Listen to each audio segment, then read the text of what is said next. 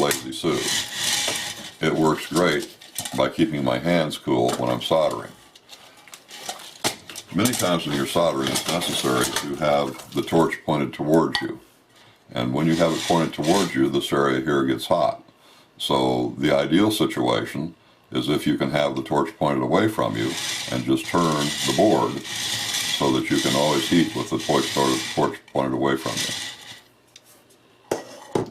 When I get my board, I like to put a crosshair in the center of it so I know where my center is. So when I spin the board, I'm always spinning my piece with the correct place.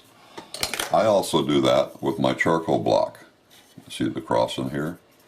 Then I can set that right on top of my cross and I have an excellent spot for that.